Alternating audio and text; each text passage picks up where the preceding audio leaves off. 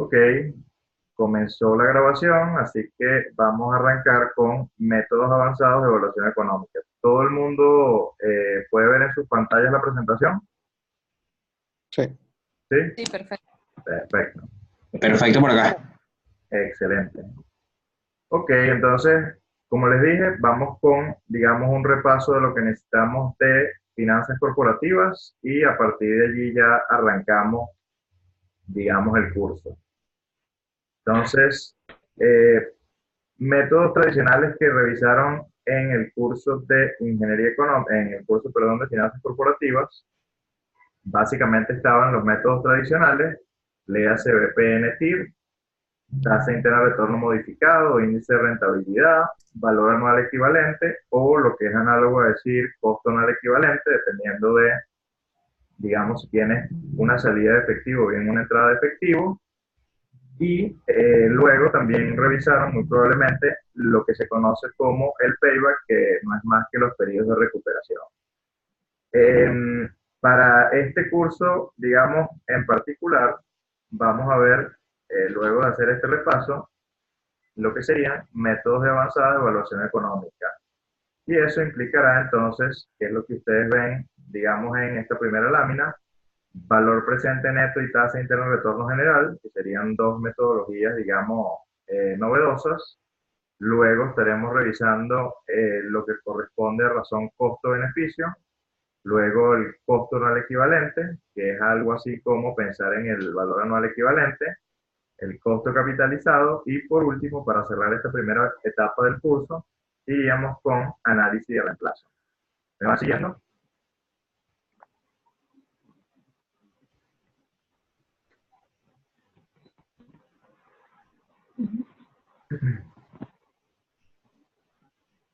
Entonces, dicho esto, vamos con el, digamos, el repaso de lo que es un valor presente neto. El valor presente neto, lo que habíamos dicho en su momento, es que partes básicamente de un proyecto de inversión donde tienes unas proyecciones de flujo de efectivo y cada uno de esos flujos de efectivo tú los tienes que evaluar en un momento en el tiempo, donde ese momento en el tiempo es el hoy, que es donde tú tomas la decisión. Entonces eso no es más que, tal cual como lo ven en la presentación, que descontar los flujos de efectivo desde el periodo 1 hasta el periodo n a una tasa de descuento, que es lo que allí yo coloco con la notación R, y digamos en cada flujo debe ser descontado al tiempo donde está ubicado, llevarlo al periodo cero, es decir, actualizarlo al periodo cero. Y incluir en ese cálculo, en esa estimación, incluir el desembolso que debería ocurrir en el periodo cero, que es, digamos, el F cero que aparece acá, que realmente ese F sub cero, digamos, va a ser menor que cero, tal cual como lo indica en la presentación. Básicamente la regla que manejamos en el curso de finanzas corporativas no era más que si el valor presente neto te daba mayor o igual a cero, tú aceptabas la propuesta de inversión y si el BPN te daba menor a cero, básicamente tú lo que hacías era rechazar esa propuesta de inversión. Eso, digamos que acabo de decir, aplica perfectamente para lo que se conoce un flujo de caja convencional. ¿Qué quiere decir un flujo de caja convencional? No es más que un flujo de caja tradicional y eso implica que el desembolso, que es el que ocurre en cero, evidentemente tiene que ser menor a cero y a partir de ese periodo, es decir, del periodo 1 al periodo n que estemos evaluando, todos los flujos van a ser positivos. Eso entonces, digamos, aplicaría la regla de decisión para flujos de caja convencionales o tradicionales, que el valor presente neto, si es mayor a cero, acepto, y si el VPN es menor a cero, rechazo. Si el flujo de caja no es convencional, entonces es necesario estudiar el comportamiento, en este caso, de la gráfica, y eso implica que, no sé si lo recordarán, que se invierte en este caso la curva y ahora, digamos, en el flujo de caja no convencional, implica que el flujo en cero va a ser mayor a cero y los flujos sucesivos van a ser menores que cero.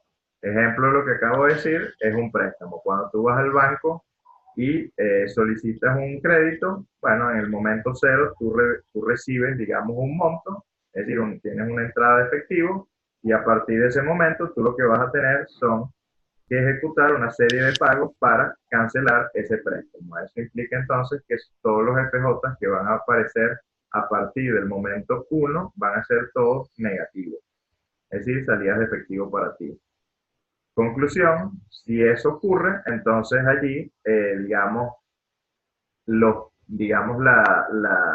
curva como tal cambia y ahora tú deberías elegir todo lo que esté desde el punto en el cual consigas la tasa interna de retorno hacia adelante, es decir, a más infinito. En el caso específico de, ojo, estoy hablando con un solo punto de corte, en el eje X. Si estás hablando entonces de el caso de un flujo de caja convencional, tú vas a elegir cualquier punto de esa curva que esté entre una tasa entre 0 hasta lo que se conoce como la tasa interna de retorno. ¿Se entendió lo que acabo de decir? Refresco un poco lo que vieron en el curso de finanzas. Sí. Ok. Sí. Esto, digamos, lo podemos resumir en el siguiente ejemplo, que es el que vamos a hacer a continuación, que es un proyecto de expansión, que es el que ya deben estar viendo en sus pantallas. Si tú tienes una inversión adicional en activos fijos de $10,000 y una depreciación en línea recta por 5 años con un valor de salvamento 0, con un valor de mercado en activos en el año 5 de 2 millones, con una tasa impositiva del 34% y unos ingresos anuales estimados para el año 1 de 10 millones con incremento del 20% anual, con unos costos de operación y administración estimados en el 70% de los ingresos por venta anuales y unas inversiones en capital de trabajo en el año 0 de 1 millón, y te dicen adicionalmente que el capital de trabajo neto se recupera al final del año 5, bueno, yo pudiese evaluar este proyecto de inversión. Y evaluar este proyecto de inversión, sí, ahora comparto con ustedes el archivo de Excel que ustedes tienen en el espacio virtual, ya van a ver, en este caso, de qué se trataría.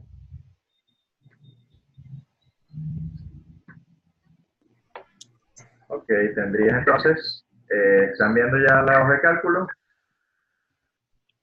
Sí. Sí. Perfecto.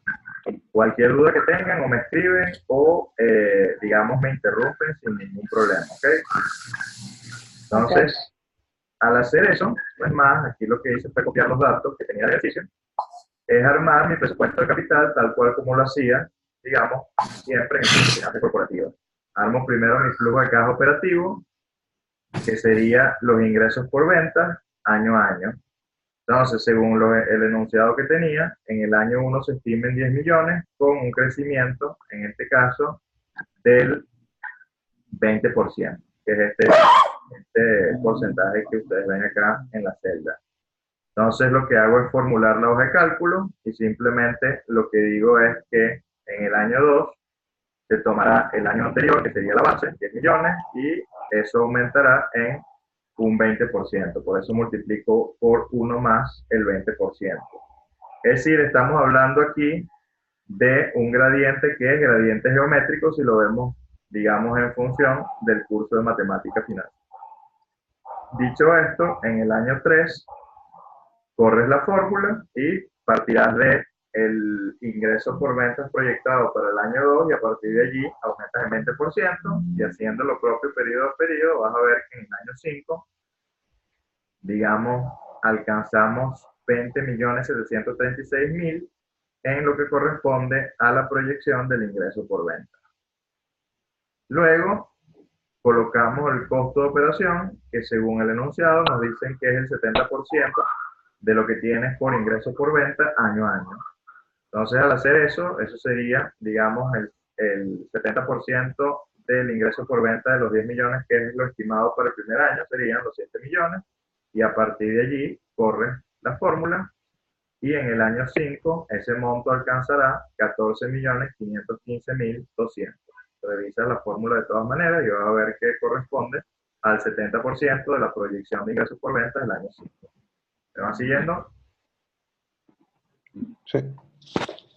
Depreciación, el enunciado lo que te decía era que la depreciación estaba, digamos, hecha como una depreciación en línea recta. Si la depreciación es en línea recta, y dado que el valor de salvamento según el enunciado era cero, que ahí lo tenemos en la data, bueno, simplemente eso implicará que vamos a tener, digamos, lo que estamos gastando en activos fijos, que sería la celda que estaba aquí arriba, que era en este caso 10 millones, menos cero, que sería el valor de salvamento, y todo eso dividido al número de periodos, que en este año el número de periodos de depreciación coincide con la vida útil del proyecto.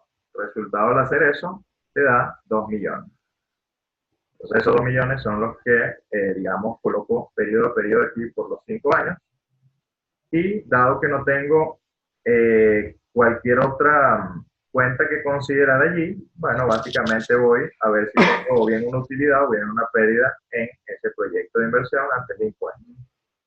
Entonces, al hacer eso, en el año 1 lo que voy a hacer es la diferencia entre 10 millones menos 7 menos 2, y eso te da 1 millón, y haciendo lo propio año a año, vas a llegar a que en el año 5 la utilidad antes de impuestos equivale a 4.220.800. Si eso es así, entonces ahora lo que hago es calcular, digamos, el impuesto. Si la tasa impositiva te decían que era el 34%, el 34% lo que tienes como utilidad antes de impuestos para cada uno de los periodos. Resultado, 340.000 en el año 1, y en el año 5 ese monto va a ascender a 1.435.072,0. Dado que ya tienes la utilidad antes de impuestos y los impuestos periodo a periodo, ahora la utilidad neta después de impuestos te va a quedar como la diferencia. Y eso es en el año 1, 660.000, y haciendo lo propio periodo a periodo, el monto asciende a 2.785.728. ¿Me van siguiendo hasta ahora? Sí. Sí, sí. Ok. Entonces aquí armamos, y aquí otra vez recordamos un poco lo que hacíamos en el flujo de caja operativo en el curso de finanzas corporativas, y lo que te decían que para armar el flujo de caja operativo en un proyecto de inversión, tú lo que tenías que hacer era sumar la utilidad neta después de impuestos, sumarle la depreciación, y eso te originaba lo que se conoce como el flujo de caja operativo. Recordar el por qué le sumabas la depreciación, básicamente la sumas porque la inversión ocurre en el año cero, y lo que tú estás haciendo desde el punto de vista contable por el efecto de o por temas fiscales es que tú la amortizas, en este caso antes de impuestos a lo largo de los periodos, para luego, digamos, sumársela después de calculado los impuestos. Pero eso no implica que tú tengas salida de efectivo, digamos, año a año. Entonces, por eso es que al final, en cada uno de los periodos, le estás terminando de sumar la depreciación cuando vas a armar el flujo de caja operativo. ¿Okay? Dicho esto, entonces el flujo de caja operativo te queda que en el año 1 será los 2 millones de la depreciación más la utilidad neta después de impuestos, y haciendo lo propio periodo a periodo vas a llegar a que en el año 5 el flujo de caja operativo asciende a 4.985.728. Dado que ya armaste el flujo de caja operativo, lo único que te falta por armar es el flujo de caja de inversión. Entonces el flujo de caja de inversión va a venir dada por los incrementos o los decrementos que pudieses tener tú en el capital de trabajo neto, los activos fijos, o si tienes alguna patente o algo que te mencione el enunciado en función a eso. En nuestro caso específico, básicamente tenemos primero los incrementos en capital de trabajo neto. Te decía el enunciado que tú tenías una inversión en capital de trabajo en el año cero que se estimaba en $1.000.000. Ese millón es el que yo reporto por acá, y adicionalmente, como eso es una salida de efectivo, el enunciado te decía que esa inversión de capital de trabajo neto se recuperaba al final de la vida útil del proyecto en valor nominal. Entonces, si se recupera, entonces este millón que invertiste aquí en el año cero, lo recuperas al final del año 5, que sería este millón que ustedes ven, digamos, en la hoja de cálculo para el año 5. Luego tienes un desembolso en activos fijos, que sería tu inversión de 10 millones, y hay un elemento a considerar en este ejercicio, dado que te dicen que hay un valor de mercado de este activo fijo en el año 5 de 2 millones. Entonces allí yo pudiese pensar en qué tal si yo vendo el equipo. Fíjate que si tú vendes el equipo, contablemente, tu equipo en el periodo 5, ¿cuánto vale? Pregunto. Cero.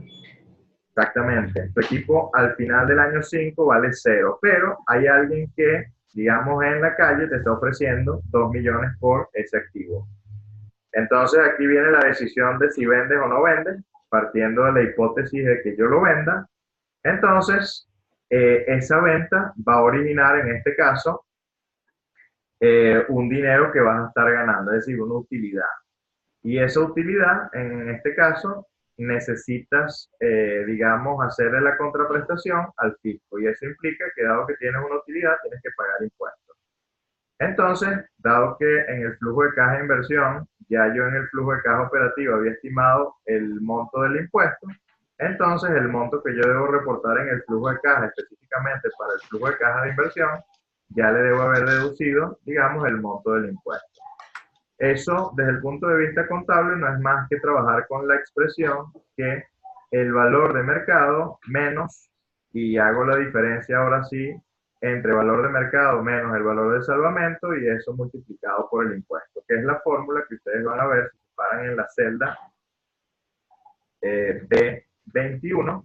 Fíjense que ahí van a ver valor de mercado menos, dos paréntesis, valor de mercado menos el valor en este caso de salvamento, que es cero, multiplicado por la tasa impositiva. Fíjense que todo lo que está después del signo negativo es realmente lo que tú le terminas pagando al fisco.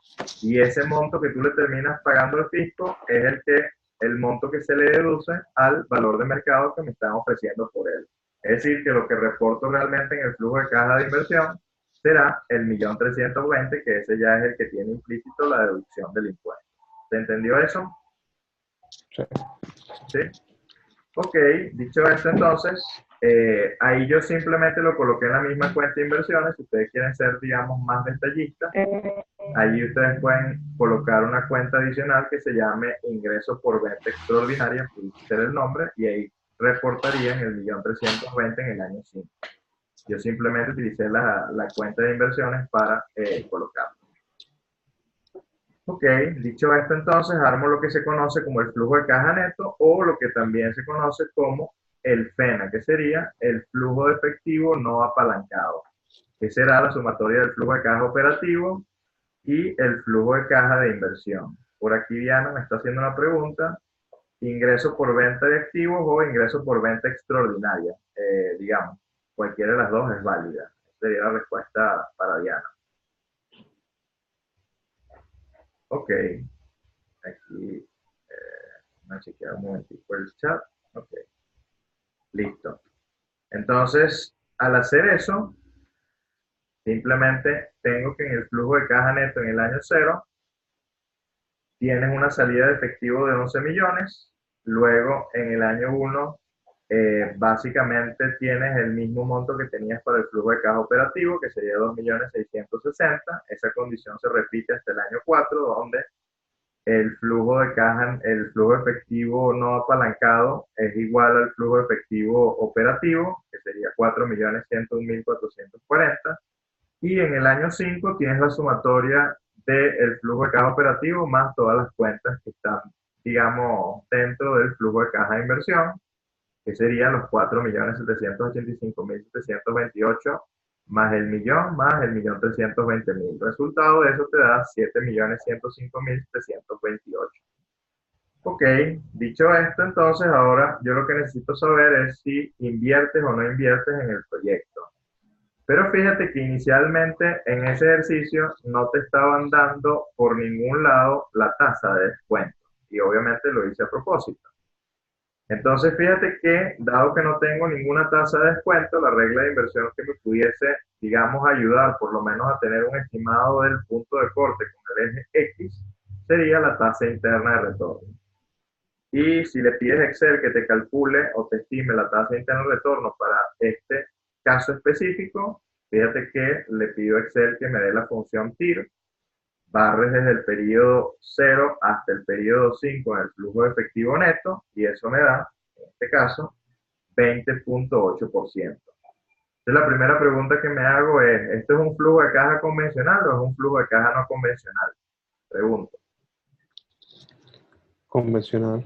Convencional. Correcto, eso es un flujo de caja convencional. Si eso es así, entonces ya yo sé que si la tasa de descuento está entre 0 y 20.8, yo debería aceptar la propuesta. Pero si la tasa es superior a 20.8, ya yo sé que ese proyecto me va a dar un BPN negativo. Entonces yo pudiese aceptar cualquier proyecto que esté entre 0 y 20.8%. ¿Se entendió eso? Sí. Sí, Ok. gracias. Déjame revisar aquí un momentico el chat. Ok. Listo. Entonces, ahora lo que van a ver a continuación en esa misma hoja de cálculo es qué pasa si yo te doy, digamos, una información adicional. ¿Cuál es esa información adicional que te doy? Bueno, partiendo de la hipótesis que... ok. Partiendo de la hipótesis de que el BPN es sin endeudamiento, es decir, que yo estoy aportando el 100% de mi capital, entonces yo necesito tener algunas variables, conocer sus valores, para poder estimar la tasa de descuento requerida para castigar esos flujos de efectivo y ver si efectivamente yo ejecuto o no ejecuto ese proyecto de inversión. Entonces, lo primero que me dan es que la beta del proyecto, es decir, el riesgo que se asume al ejecutar ese proyecto es de 1.5. Recordando un poco el asunto de las betas, lo que habíamos dicho en finanzas corporativas era que las betas menores a 1 implicaba que el proyecto o bien, digamos, el riesgo de una empresa era menor que el riesgo que tenía el mercado donde participaba como un todo.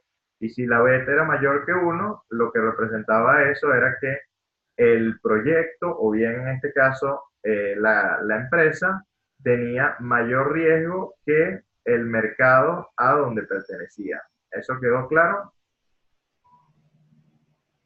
Sí. Ok. Dicho esto, entonces, al ver el 1.5 ahí, ya yo sé que la beta del proyecto, en este caso, es más riesgosa que la beta de la empresa en su conjunto. Entonces, la otra información que conozco por acá es la tasa libre de riesgo, que me dicen que es el 4%, y me están dando la prima de riesgo de mercado. Como recordarán, si aplicamos el modelo de evaluación de activos, que es el modelo del KPM, el KPM lo que te combinaba era un activo riesgoso con un activo libre de riesgo. Y eso no es más que o lo que se pregunta cualquier inversionista antes de colocar su plata en un proyecto que implique riesgo. Es decir, si él va a colocar un dinero en un proyecto que implique riesgo, él te va a decir, bueno, ya va, ¿cuánto es lo mínimo que yo me pudiese ganar en dólares asumiendo la hipótesis que no tenga riesgo? Y eso, digamos, desde el punto de vista práctico, no es más que voltearse y ver, digamos, las letras del tesoro de largo plazo. Partiendo de esa hipótesis, más o menos las letras del tesoro, digamos, de largo plazo, pensando 30 años, evidentemente ahorita no están por el orden del 4%, pero están un poco por debajo del 3%. En nuestro caso nos están dando la información que es un 4%. Y como él va a invertir en un activo riesgoso, él aparte te va a pedir una prima adicional. Y esa prima adicional no es más que sumarle a ese rendimiento que tiene, digamos, un bono o una letra del tesoro de largo plazo, que es ese 4%, sumarle esa prima. ¿Y quién es la prima? Es multiplicar la beta por la prima de riesgo de mercado. ¿Y qué es la prima de riesgo de mercado? Es conocer cuál es el rendimiento del mercado como un todo y restarle, en este caso, la tasa libre de riesgo. Esa diferencia va a venir dada por los rendimientos históricos cuando tú comparas, en este caso, mercado de renta variable, es decir, de las acciones, contra mercado de renta fija, que serían las letras del tesoro, durante 15 o los últimos 15 o los últimos 20 o los últimos 25 años. Depende de digamos, la duración que tú puedas tomar para hacer la evaluación, eso te va a dar, digamos, un numerito diferente. Entonces, la prima por riesgo de mercado no es más que la diferencia entre el RM menos el RE, haciendo la memoria de la fórmula. Entonces, al ya yo conocer esta información, ahora lo que hago es calcular el KPM. Y el KPM en este caso es eso que ustedes ven allí en la pantalla, que no es más que el 4%, que sería el rendimiento asumiendo que yo estoy invirtiendo en un activo libre de riesgo, y luego le sumo, digamos, la multiplicación de la beta por la prima de riesgo de mercado, que sería la prima que yo, digamos, aspiro a ganar, dado que yo estoy invirtiendo en un proyecto que es riesgoso. Al hacer eso, fíjense que eso ya les da el 16%. Y ese 16% es, digamos, el costo por utilizar tu propio capital. Así se lee eso. Y eso ahora lo utilizo como tasa de descuento para el proyecto. Entonces, dado que ya conozco los flujos porque los acabo de estimar, y al descontar el proyecto a esa tasa del 16%, utilizo la fórmula del BPN en Excel, que es esa que ustedes ven allí, donde les pide la tasa y los flujos efectivos que hay entre 1 y 5, y luego le deduces el desembolso inicial, y eso es lo que te va a dar entonces 1.474.818. ¿Se entendió ese cálculo que acabo de hacer allí? Sí. Ok, si eso es así, tal cual como ya lo habíamos anticipado, nosotros habíamos dicho antes que para la TIR que nos había dado, y dado que el flujo de caja era convencional, cualquier proyecto que se evaluara con una tasa entre 0 y 20.8 nos tenía que dar un BPN positivo, y si eso ocurría, entonces yo aceptaba el proyecto. Y efectivamente, cuando trabajo con mi propio capital, entonces eso me lleva a, digamos, tomar la decisión de efectivamente aceptar esa propuesta de inversión. Entonces ahora, cuando vuelvo a hacer la estimación, pero ahora asumiendo que voy a tener una porción de capital propio más una porción de endeudamiento, entonces es lo que ustedes ven aquí como información que dice BPN con financiamiento. Y eso no es más que conocer, por un lado, con información evidentemente, que el costo de endeudarse para ese proyecto por parte de la compañía es el 10%, el porcentaje de endeudamiento que aspira, en este caso, la empresa para ejecutar el proyecto es el 40%, y el porcentaje de capital propio para este proyecto se estima en un 60%. Entonces, si eso es así, ahora lo que debería hacer yo sería estimar el costo promedio ponderado de capital, o, por sus siglas en inglés, el WACC. Y el WACC, era lo que decía, no es más que tomar el promedio ponderado de todas las fuentes de ingresos, de inversión, perdón, que yo pudiese tener para ejecutar, en este caso, un proyecto. Entonces, en este caso lo que me están diciendo es que voy a tener un 60% de capital propio y un 40% de deuda. Y efectivamente ese es el cálculo que hago por acá. Fíjense que ahí lo que hago es simplemente multiplicar el costo por utilizar mi propio capital por el porcentaje de capital propio que tengo, que sería el 60% por el 16%, más, en este caso, la porción de deuda que estoy utilizando, que sería el 40%, multiplicado a su vez por el costo de endeudarme, que es 10%, y eso a su vez lo multiplico por 1 menos la tasa fiscal o la tasa corporativa, que habíamos dicho que era del 34%. Al hacer esa cuentica, eso es lo que te da 12.24. Pregunto, ¿tiene sentido que el WACC te dé menor que el KPM?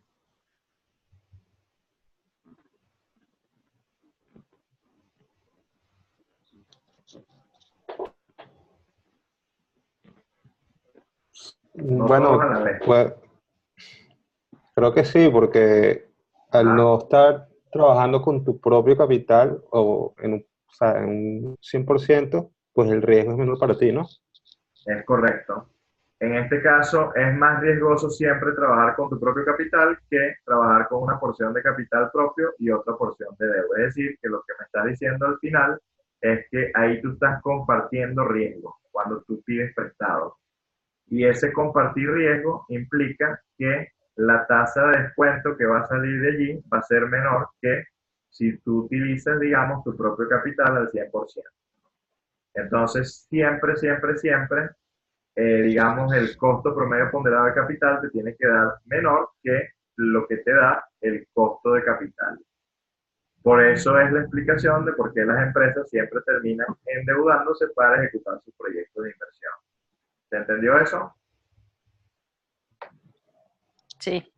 Ok. Sí, pero Entonces ahora, simplemente, dado que ahora la tasa es el 12,24%, si tú calculas el BPN, digamos por defecto, el resultado te tiene que dar mayor que en el caso que utilizábamos el cálculo del BPN, asumiendo que utilizaba 100% de capital. Y efectivamente, cuando le aplicas el BPN asumiendo una tasa del 12,24%, el resultado te da 2.866.462,30. ¿Alguna duda para este ejercicio? Pregunto. Por los momentos no. Ok, fíjate que lo que acabamos de hacer con este ejercicio, que era la primera lámina, básicamente, o las dos primeras láminas, es simplemente pasearnos por BPN TIR de una vez y de una vez también repasar modelo de valoración de activos, que es KPM, y costo promedio ponderado de capital. Eso básicamente fue lo que hicimos para este primer ejercicio. Voy a chequear aquí un segundito el chat, a ver si hay alguna consulta. No, ok. Entonces seguimos.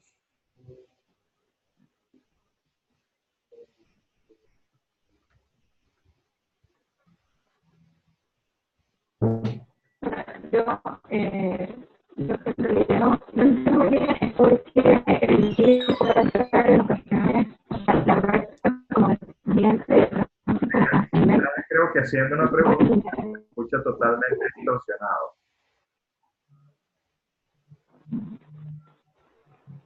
Si la puedes repetir, te lo agradezco muchísimo.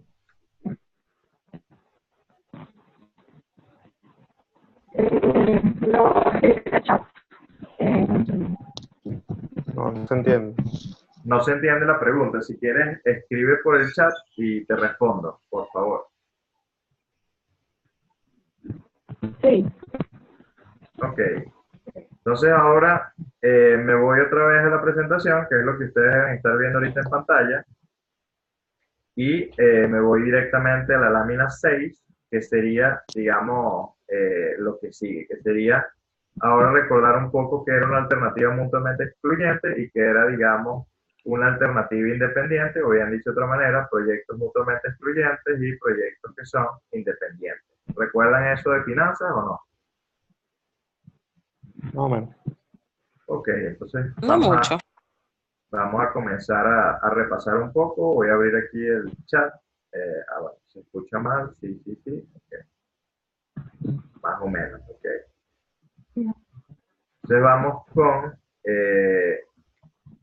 la diferencia entre alternativas mutuamente excluyentes y proyectos independientes. Por ejemplo, nosotros podemos estar evaluando 3 proyectos a la vez. Y si yo, por ejemplo, tengo los recursos para ejecutar los 3 proyectos en paralelo, y esos proyectos, digamos, vamos a pensar que son franquicias, cumplen con, digamos, que los locales están a una distancia, digamos, relativamente importante y que, digamos, atienden a un universo de personas totalmente diferentes. Si los 3 proyectos me dan unos BPN o unos resultados que son mayores o iguales a 0, yo siempre, digamos, puedo decir que puedo aceptar los 3 proyectos, dado que los 3 son proyectos que son totalmente independientes. Ahora bien, si tú pones el mismo ejemplo para el caso de las franquicias en una misma cuadra, es decir, tendría sentido que en una misma cuadra, pero en las dos esquinas tú coloques, por ejemplo, 2 Subway. No. No. No tendría ningún sentido eso, porque básicamente estarías atendiendo en principio al mismo universo de personas, entonces, a la misma población. Entonces, Yo puedo evaluar los dos proyectos, pero esos dos proyectos entre sí son mutuamente excluyentes. ¿Por qué? Porque aceptas uno o aceptas el otro. ¿Se entendió el ejemplo? Ok, sí. Sí. Eso, digamos, Tiene es que- tal cual como pensar, ya te doy la palabra, por ejemplo, en una estación de bomberos. Si tú piensas en dos estaciones de bomberos en el mismo lugar y que van a atender la misma población, desde el punto de vista lógico, eso no tendría mayor sentido. A menos que, por ejemplo, una investigación de mercado te permita decir que luego que tú alcanzaste la capacidad instalada y te sale más caro, por ejemplo, ampliar no sé, ampliar tu tienda, pero no tienes ni los recursos ni tienes el espacio físico en ese momento o en ese lugar para hacerlo, yo pudiese pensar en quizás ampliar a un nuevo local, digamos mi negocio, o bien colocar dos negocios que me van a atender la misma cuadra. Pero de lo contrario, entre sí, esas alternativas siempre serán excluyentes. ¿Alguien creo que iba a decir algo, por favor? Sí, sí, yo iba a preguntar, porque el ejemplo que pones es acerca de, por ejemplo, dos subways o dos bombas de gasolina, ¿Sí? que es exactamente el mismo rubro para la misma clientela, pero si nosotros trabajamos podría ser la misma clientela, pero yo trabajo dos tipos de comida diferentes, por decirlo así, también son excluyentes o o se Ahí suman es entre ellos. diferente porque estás atendiendo, digamos, aunque puedes tener la misma población, básicamente tienes dos rubros que son diferentes, pero con el mismo nombre del local. Entonces, en ese caso ya no sería, digamos, mutuamente excluyente. Es decir, Okay. lo que lo decía era partiendo del mismo rubro que estarías vendiendo. En el caso de, por ejemplo, una cadena de comida rápida. ¿Ok? Okay. Ok, ajá, ya aquí me escribieron la preguntita. Lo que me cuesta entender un poco es por qué la recta del corte de la TIR puede ser descendente o ascendente. Ok, no es una recta. Déjame buscar acá el resultado de lo que vas a tener allí. Básicamente, déjame ir un momentico al espacio virtual y ya yo te voy a decir qué sucede. Voy a buscar ahorita la hoja de cálculo para responder a la pregunta. Básicamente, cuando tú graficas el BPN en función de la tasa, vas a ver que vas a llegar a una función que no es precisamente una recta. Esa es la explicación. Y esa función lo que te está indicando es que en la medida que el riesgo aumenta, el proyecto va perdiendo valor. O, dicho de otra manera, destruye el valor al proyecto en la medida que el riesgo aumenta.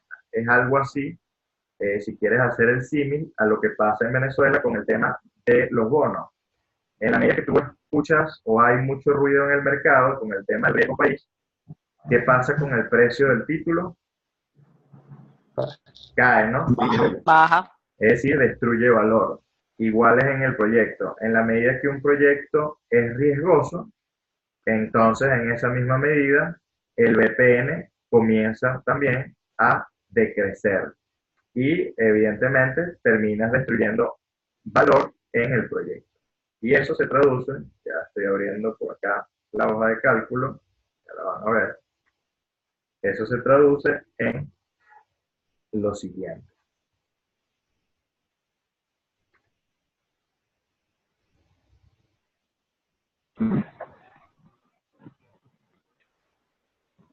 Lo entendía como la tasa máxima del mercado, por debajo o por encima de la cual están establecidos.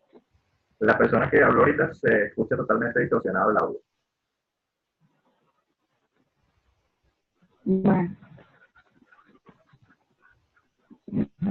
Ustedes sí me están escuchando bien, ¿no? Sí. Ok. Al profesor sí, a la muchacha que habló no se le escucha nada. Sí, se escucha distorsionado.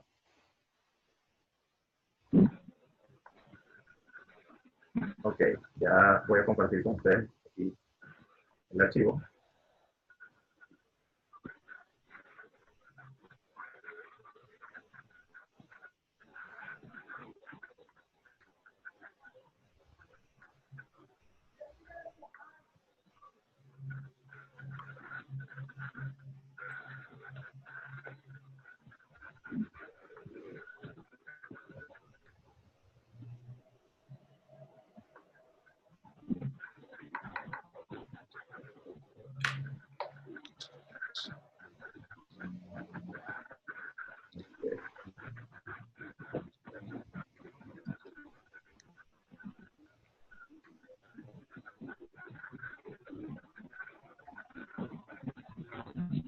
Ok, ahora todos deben estar viendo una gráfica, ¿no? Sí. Correcto. Ok, la respuesta a la pregunta que me hacían por el chat es justamente esto que está aquí. Esta gráfica que ustedes ven aquí parte de este ejercicio, que ya lo deben estar viendo. Imagínense que tienen dos proyectos, proyecto A, proyecto B. ¿Están viendo los datos del proyecto? Sí. Ok. Tienes el proyecto A, que tienes un desembolso de menos 3.000, luego tienes entrada de efectivo de 2.500 y 1.000, proyecto B tienes un desembolso de 6.000 y luego entrada de efectivo de 5.000 y 2.000 respectivamente en año 1 y 2. Entonces lo que te plantea ese ejercicio en particular es qué pasa si la tasa de descuento es del 10%, si aceptarías o no esos proyectos, y qué pasa ahora si la tasa de descuento es del 13%, si aceptarías o no la tasa de descuento, partiendo de la hipótesis que son proyectos independientes. Entonces, si tú, digamos, evalúas el proyecto, fíjate que aquí lo que vas a tener es lo siguiente. Yo me voy por, digamos, la alternativa del VPN, valoro, y la valoración del proyecto A, que es lo que ustedes ven allí en este momento en la fórmula, les va a dar 99.17. Lo propio sucede con el proyecto B, que da positivo también, 198,35. Pero fíjate lo sensible del proyecto, que al tú aumentar en 3% la tasa de descuento, es decir, ahora va a ser de 13%, fíjate que el proyecto ya te da negativo, menos 4,46 proyecto A, proyecto B te da menos 8,93. Si quieres buscar el punto de corte con el eje X, en ambos casos, fíjate que para el proyecto A y el proyecto B, cuando tú le pides que te calcule la tasa interna de retorno, eso te da 12,87. Dado que solo ocurre un desembolso, ese es el único punto de corte que vas a tener tú con el eje X. ¿Tiene sentido que los dos proyectos te den, digamos, con la misma tasa interna de retorno? La respuesta en este caso es sí, porque si se fijan, el proyecto B no es más que el doble del proyecto A. Es decir, lo que hice fue multiplicar por 2 los flujos de cada año y simplemente eso te da, digamos, siempre dos veces el primer proyecto. Fíjate que el VPN te dio en el primer caso 99,17 y en el segundo 198,35, pero a nivel de rendimiento te tiene que dar lo mismo en ambos proyectos. Más allá de eso, ahora, Porque es el mismo comportamiento. la persona que otra vez habló no se le escucha bien porque se distorsiona el audio. Por favor, hacer la pregunta por chat. Si tú graficas eso aplicándole sensibilidad a la tasa, ¿qué te va a quedar? Bueno, ¿qué hice yo? Fui variando la tasa de 3% en 3%. Y simplemente lo que me puse es a ver cuál era el comportamiento del VPN. Y al hacer eso, fíjate lo que vas a detectar, que en la medida que la tasa aumenta, el valor del proyecto comienza a caer. Y eso es análogo a lo que le decía antes. Si el riesgo aumenta del proyecto, la conclusión es que, en este caso, tú comienzas a destruir valor en el proyecto. Eso, digamos, haciendo el símil con lo que está sucediendo en el país ahora, es prácticamente la destrucción de valor que tienen las empresas hoy día. Y por esa razón es que tú ves que la mayoría de los proyectos, o no hay, digamos, mayor inversión en proyectos, básicamente porque asumes un riesgo muy elevado, y ese riesgo tan elevado que asumes, cuando tú, digamos, castigas a esa tasa a los flujos, el proyecto simplemente te da valor negativo. Y los proyectos que quizás puedas estar ejecutando en muchos de los casos aumentan nominalmente, pero desde el punto de vista real, más bien lo que hacen es perder valor. Y eso te lleva a destruir valor desde el punto de vista de la empresa. Este cuadrito que acabo de hacer yo aquí, cuando tú lo llevas a una gráfica, no es más que esto que está acá, para el caso del proyecto A. Fíjate que si arrancas en 3%, fíjate que el valor en 3% era 369,78. Pero en la medida que la tasa de descuento va aumentando, fíjate cómo la función te lleva a que tú vas destruyendo valor hasta llegar al punto de corte del eje X, que sería exactamente en 15% aproximadamente, que ya es negativo, es un poco antes, que eran 12 y piquito, 12,87, si mi memoria no falla, a ver acá, exactamente era 12,87 el punto de corte, y todo lo que ocurre del 12,87 en adelante, fíjate que siempre va a ser, digamos, VPN negativos, es decir, que estás destruyendo valor. Para la persona que hizo la consulta, quedó claro el por qué, digamos, destruyes valor cuando tienes flujo de caja convencional.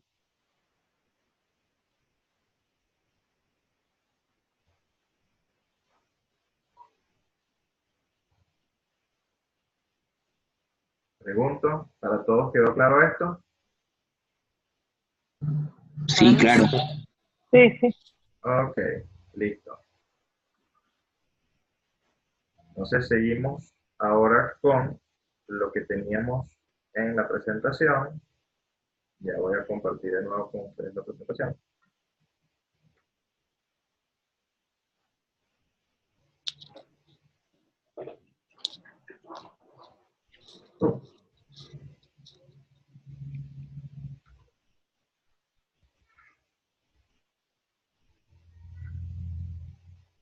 Ok, entonces la regla de decisión cuando tienes proyectos mutuamente excluyentes sigue siendo la misma historia. Si el VPN, si te vas por el VPN, si el VPN del proyecto A es mayor que el VPN del proyecto B, entonces debes seleccionar uno solo y en este caso selecciona el que tiene el VPN mayor, que sería, digamos, el A.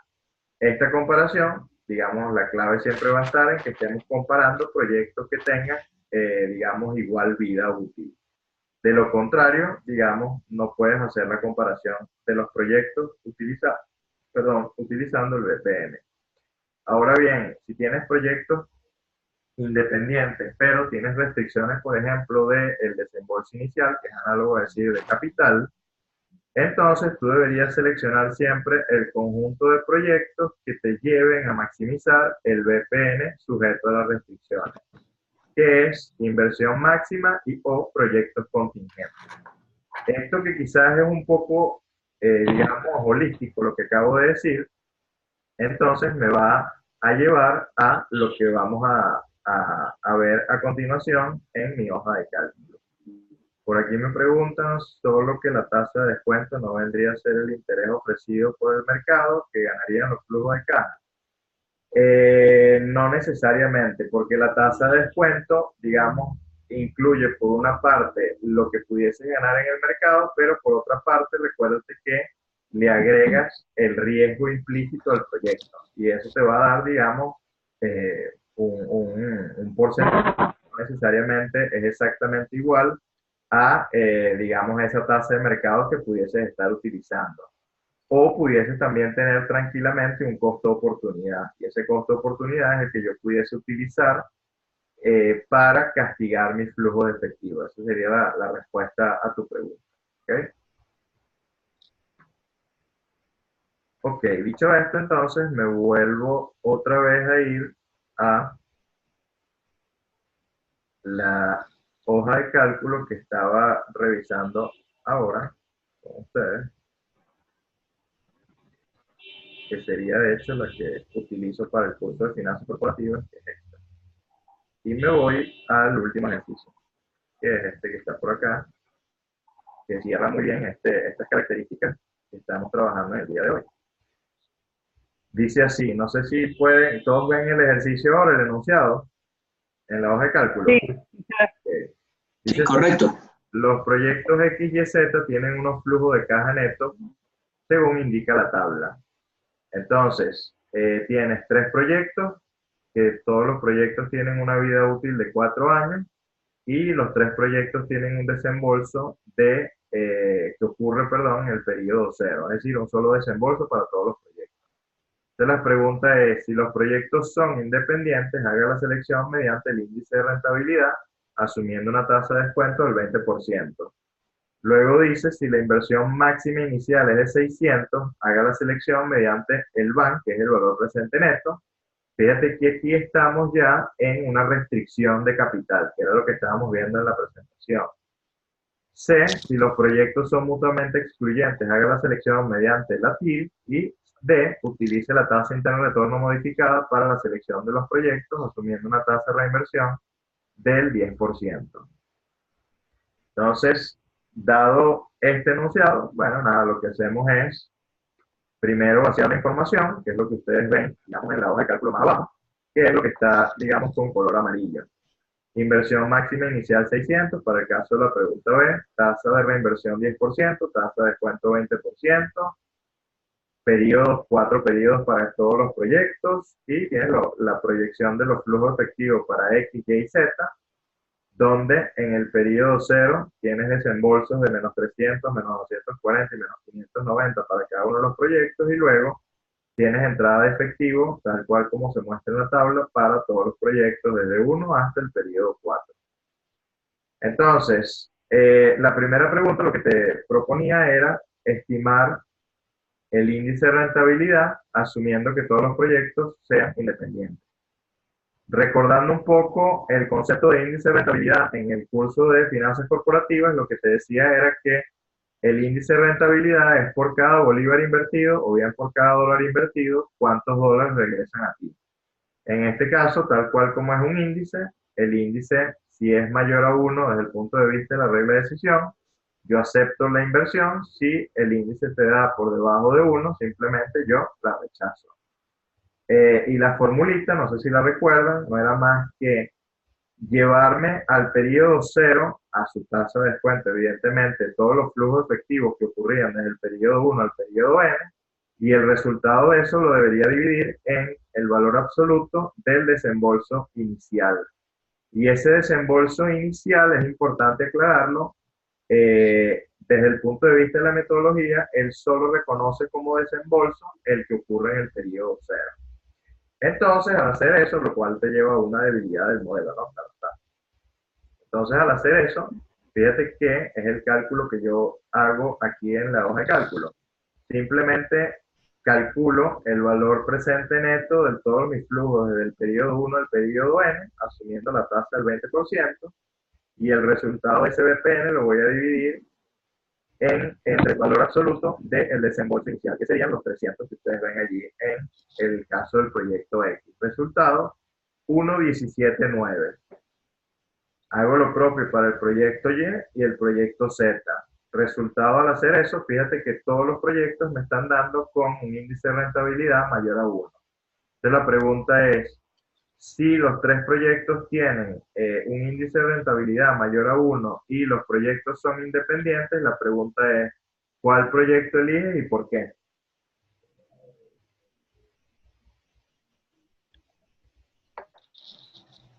El que tenga mayor índice de rentabilidad. Exacto. Ajá, ¿quién dice otra cosa? ¿Diferente? Yo creo que elegiría el proyecto Y. Por eso mismo que acaba de decir el compañero Dani. Ajá, la respuesta es no. Porque son proyectos independientes. Y Ok.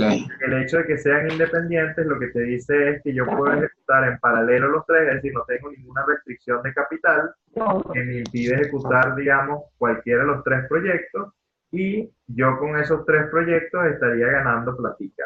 Entonces, como estaría ganando platica, yo puedo ejecutar sin ningún inconveniente los 3 proyectos en paralelo. Para eso son proyectos independientes.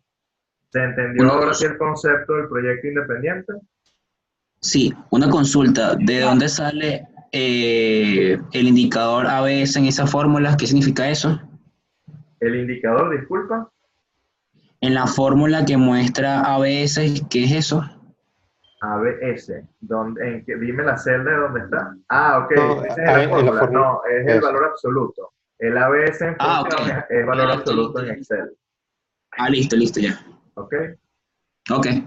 Ajá, Profesor, una pregunta. ¿sí?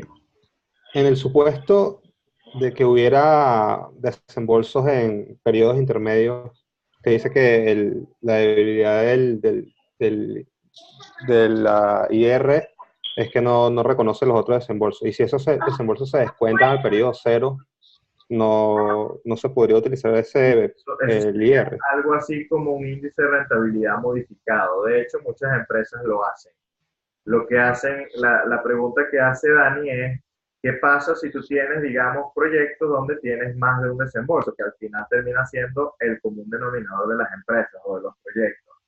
Entonces ahí hay dos tratamientos posibles. Uno, que sigas utilizando esta misma fórmula, donde en este caso los desembolsos que ocurren después del periodo cero los vas a colocar como parte del numerador, descontándolos al periodo cero, y la otra manera que tienes para hacer, digamos, o evaluar ese proyecto es agarrar todos los desembolsos que ocurren a lo largo del proyecto, llevármelos a una tasa de descuento al periodo cero, y ese valor es el que yo termino utilizando en el denominador como valor absoluto. Pero eso en sí mismo ya implica una modificación sobre, digamos, la metodología, digamos, sobre la metodología tradicional del índice de rentabilidad.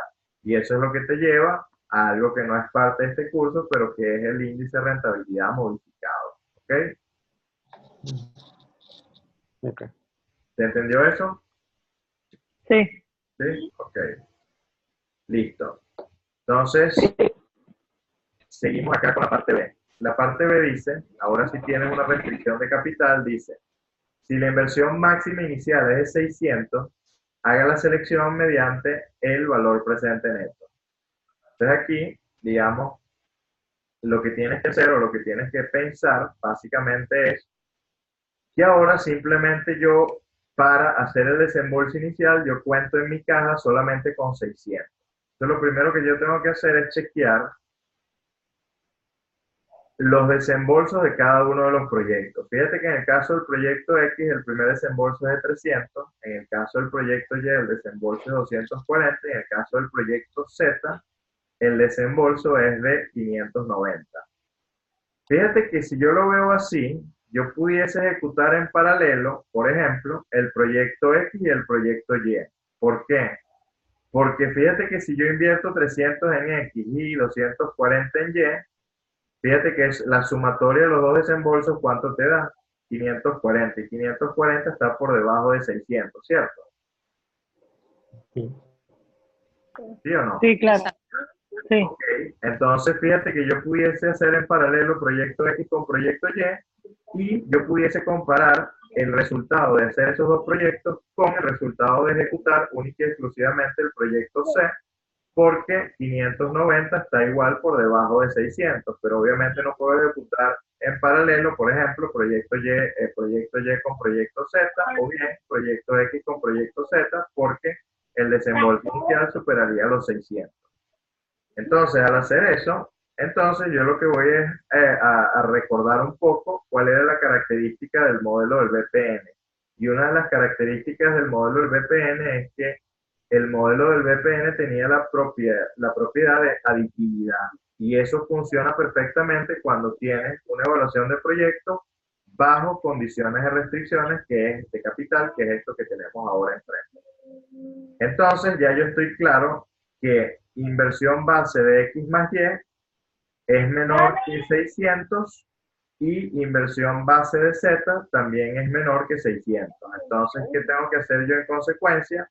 Dado que el BPN como característica puede sumar el BPN calculado de manera independiente del proyecto X con el BPN calculado de manera independiente del proyecto Y, entonces yo lo que hice fue calcular de manera independiente cada uno de los BPN, es decir, como que si son independientes.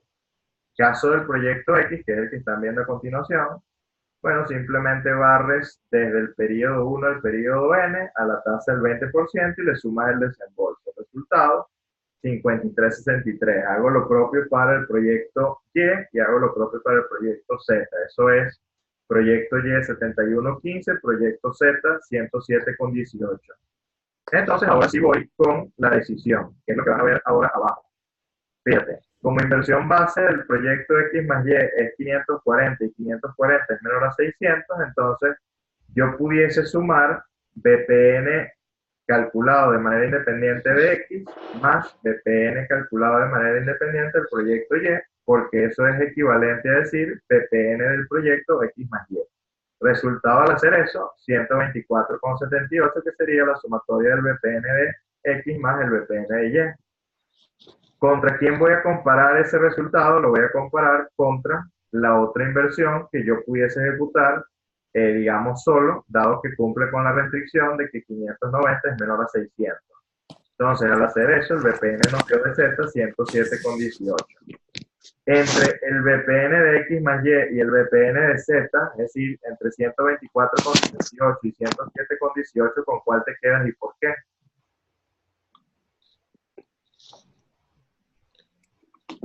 Pregunto. Con el más alto. Correcto. En este caso, dado que ya estás cumpliendo con la restricción, dado que tienes la propiedad de aditividad del VPN, en este caso tú vas a elegir el proyecto X más Y. Entonces la conclusión es la que ustedes ven más abajo, que dice, como el VPN de X más Y es mayor que el VPN de Z, entonces debes seleccionar el proyecto X más Y. ¿Se entendió esa parte del ejercicio? Sí. Ok, el chat acá un momentico.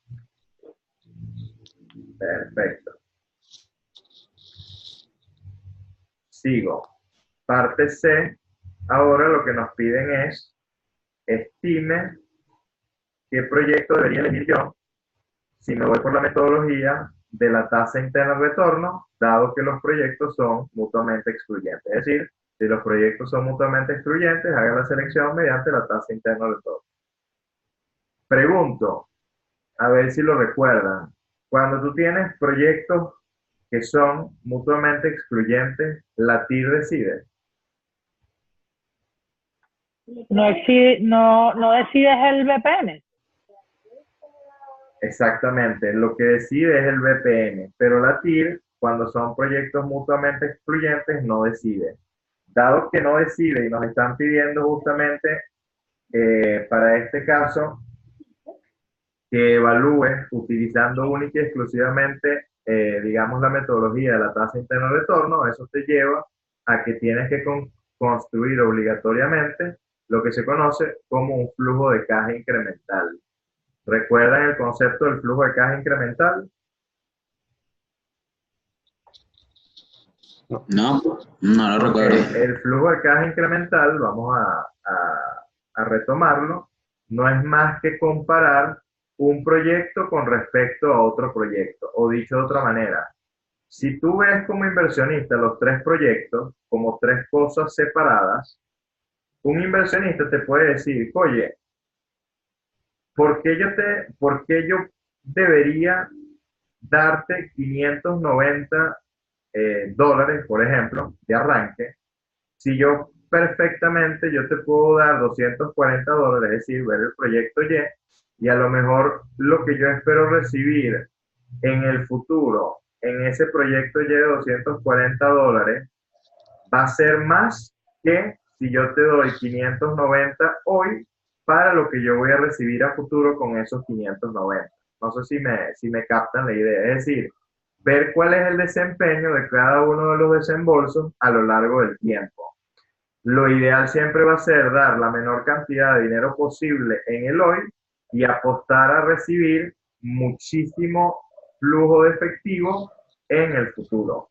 Entonces, cuando yo les hablo de un flujo de caja incremental, es ver si tiene sentido, por ejemplo, si yo comienzo a comparar proyectos entre 300 y 590, si tiene sentido dar esos 290 adicionales en el proyecto Z, o mejor, ejecutar única y exclusivamente el proyecto X para los, digamos, los flujos de efectivo que yo aspiro recibir a futuro. ¿Se entendió el concepto? Ok. Sí. Eso entonces te lleva a establecer, digamos, el criterio. Y el criterio es el que voy a decir a continuación. ¿Qué dice la metodología? Tú lo primero que vas a hacer es ordenar de mayor a menor los desembolsos de los proyectos. La primera pregunta que me hago yo aquí es, entre esos tres proyectos, ¿quién tiene el mayor desembolso? Z, ¿no? Sí. Entonces, Sí. fíjate que la inversión base de Z es mayor que la inversión base de X y mayor que la inversión base de Y. ¿Qué es lo que ustedes van a ver a continuación aquí abajito? Fíjate que este ranking que yo coloco aquí IBZ es mayor que IBX y es mayor a su vez que IBY. Y eso te va a permitir a ti de una vez establecer ya las combinaciones posibles. Entonces, el primer proyecto que yo debería evaluar su desempeño es cuando yo comparo proyecto Z contra proyecto X. Por eso es que aquí yo coloco flujo de caja neto de Z contra X. Luego yo puedo comparar Z contra Y, que es lo que yo coloco más arriba, que es flujo de caja neto de Z contra Y. Y también puedo comparar el proyecto X contra el proyecto Y, que es lo que yo coloco aquí arriba como flujo de caja neto de X menos Y. ¿Me van siguiendo? Correcto. Ok. Si ya tengo eso claro, ahora simplemente hago la diferencia año a año de cada uno de los flujos de esos proyectos. Entonces, si es Z contra X, sería menos 590 menos 300. Resultado, 200 menos 290. Luego, 160 menos 60, que serían los 100, y así voy para cada uno de los años hasta llegar al último año, que sería 670 menos 320. Y hago lo propio para el caso del flujo de caja neto cuando comparas Z contra Y haces lo mismo para el proyecto X y Y. Ok, entonces la metodología de la TIR te dice que como la TIR cuando son proyectos mutuamente excluyentes no decide, lo único que decide es que tú primero armes el flujo de caja incremental y una vez que tienes el flujo de caja incremental es que vuelves a calcular la TIR, que se lee ahora como la TIR incremental. Y la decisión lo que te dice es que si la TIR incremental es mayor que la tasa de descuento, yo voy a aceptar el proyecto que tiene la mayor inversión base porque ese proyecto implica que tiene el mayor BPM, que era lo que decía, digamos, alguien que intervino al inicio de la pregunta, donde me decía que la TIR, digamos, no, al final no decidía, sino que quien decidía era el BPM, que efectivamente es lo que acabo de decir. Entonces, al hacer eso, implica que yo debería estimar primero cuál sería mi tasa interna de retorno de ese flujo de caja incremental. Fíjate que si yo le pido a Excel que me dé la TIR del incremental de Z contra X, me da 27558. Si le pido lo mismo a Excel, pero para el proyecto Z contra Y, me da 23707. Y si le pido lo mismo a Excel para el caso de X contra Y, me da 1354. Entonces, vamos al primero. La TIR de Z contra X me da 27558. ¿Qué dice el criterio de decisión? Como la TIR incremental me dio 27.55 y eso implica que es mayor que el 20%, que es la tasa de descuento, a juro lo que te está indicando esto es que el VPN de Z es mayor que el VPN de X. Vamos a ver si eso es verdad. Fíjate que cuando lo calculamos de manera separada, fíjate que el VPN de Z me dio 107 y el de X me dio 53.63. Entonces, entre esos dos, ¿cuál elige? Elige Z. Es decir, que entre Z y X gana Z. Ahora me voy a Z contra Y. En el caso de Z contra Y, la TIR me da del incremental 23.77. Si eso es así, entonces el VPN de Z será mayor que el VPN de Y. Vamos a verificarlo. 107.18 me dio VPN de Z y VPN de Y me dio 71.15. Conclusión, entre Z y Y eliges a Z. Si cuando comparaste Z con X ganó Z y cuando comparaste Z con Y ganó Z, entonces ¿tiene sentido comparar X con Y? No. No tiene sentido, pues ya de una vez eliges el proyecto Z, dado que los proyectos eran mutuamente excluyentes. Pero bueno, vamos a partir de la hipótesis que igual lo querías comparar. Fíjate que cuando comparas X contra Y, la TIR incremental te da 13.54. Como 13.54 es menor que 20, eso implica entonces ahora que el VPN de Y tiene que ser a juro mayor que el VPN de X, por lo que eliges el proyecto Y cuando lo comparas contra X. Y efectivamente, fíjate que el VPN de Y nos dio 71.15 versus 53.63. Es decir, una vez más acabamos de demostrar que hay consistencia entre VPN y la tasa interna de retorno. ¿Alguna duda con lo que acabo de decir hasta ahora? No. ¿No? Ok. Fíjate que si yo no sé nada de finanzas y yo veo que los proyectos son mutuamente excluyentes, pero no sé absolutamente nada de finanzas, yo pudiese estar tentado en la idea de calcular de manera independiente la TIR. Y fíjate que si tú haces eso, que es esto que está aquí en color azul, fíjate los resultados que te da. Si tú le pides a Excel que te calcule la TIR de X, fíjate que la TIR de X te da 26,89. Si le pides lo mismo para el proyecto Y, te da 33,63. Y si pides lo mismo para el proyecto Z, te da 27,21.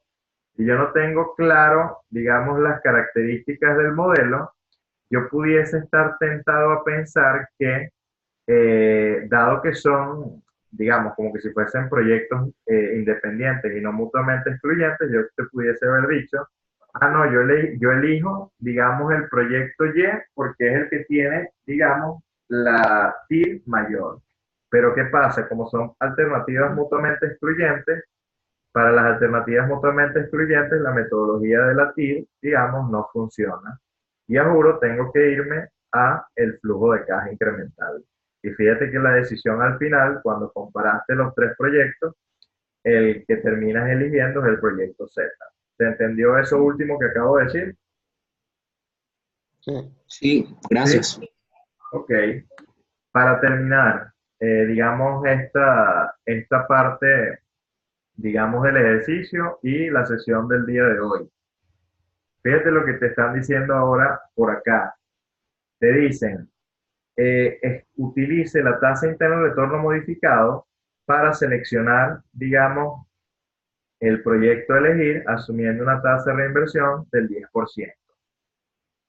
Entonces ahora lo que me están pidiendo es la TIR modificada. ¿Recuerdan un poco, digamos, qué hacían ustedes cuando hablaban de la TIR modificada?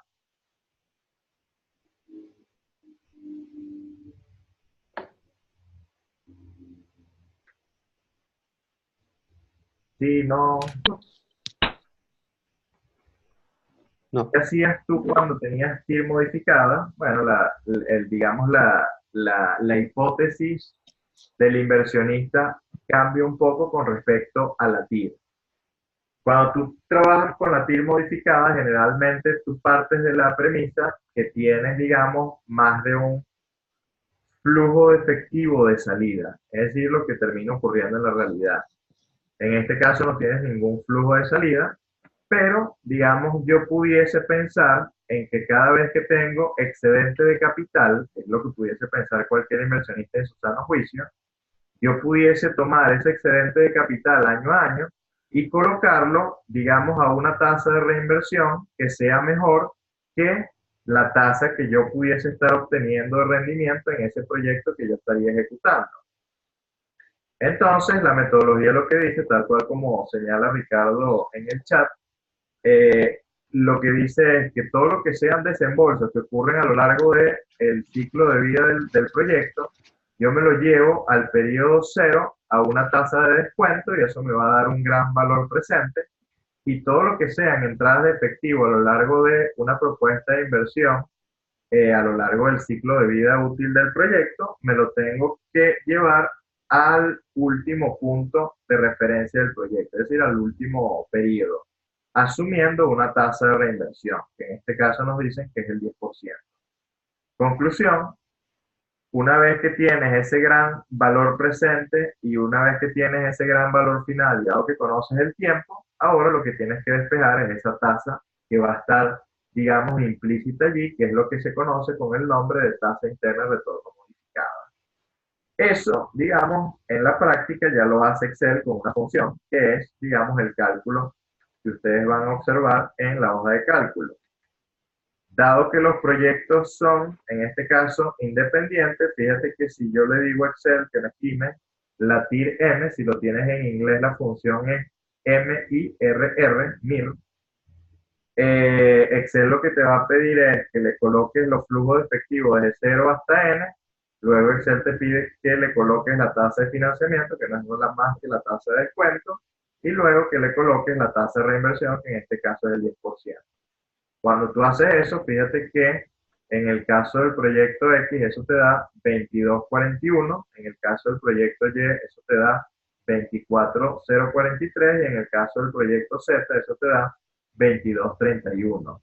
Dado que los proyectos son independientes, pregunto cuál eliges y por qué.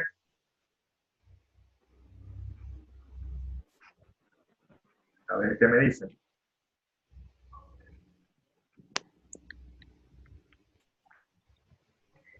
Mayor.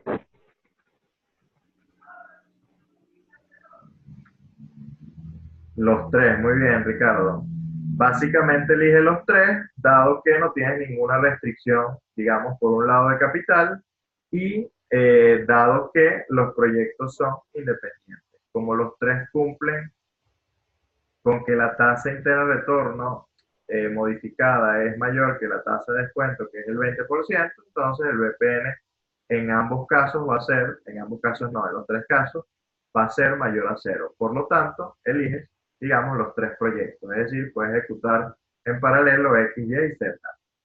En dado caso que te hubiesen pedido que utilizando la metodología de la tasa interna de retorno modificada, evaluaras estas alternativas y esas alternativas eran mutuamente excluyentes, la única manera que pueda decidir la tasa interna de retorno modificada es una vez más trabajando con los flujos de caja incrementales que ya calculaste para, digamos, el apartado anterior, que sería sobre el flujo de caja neto de Z contra X, de Z contra Y y de X contra Y, simplemente estimar la TIR modificada para esos tres nuevos proyectos que serían las comparaciones alternativas.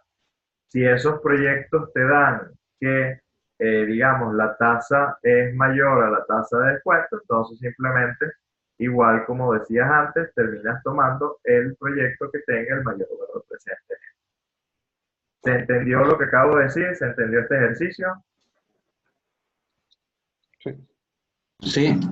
¿Sí? Ok, pregunto, ¿les gustó la clase? ¿Comenzaron ya a refrescar algunos conocimientos que tenían de finanzas corporativas? Sí, profesor. ¿Les pareció dinámico, digamos, la sesión? Sí, lo que considero es que creo que por el tema de internet a veces se escucha como algo entrecortado. Debe ser también por el tema Así es. de, bueno, yo quité la cámara Ya que para evitar. probablemente vamos a estar, digamos, teniendo a lo largo del trimestre, ¿no? Pero bueno, igual esta sesión yo la estoy grabando y se la voy a subir al canal de YouTube. Es decir, que ustedes la pueden, digamos, nuevamente revisar y si tienen alguna consulta, igual el chat está, digamos, operativo para eso. ¿Ok? Ok, A lo largo Vale, muchas del día de mañana les voy a estar colocando el cronograma propuesto. Lo que sí necesito es que ya de una vez vayan generando, digamos, sus equipos de trabajo para digamos, las actividades colaborativas que vamos a estar, digamos, realizando a lo largo del trimestre. Perfecto.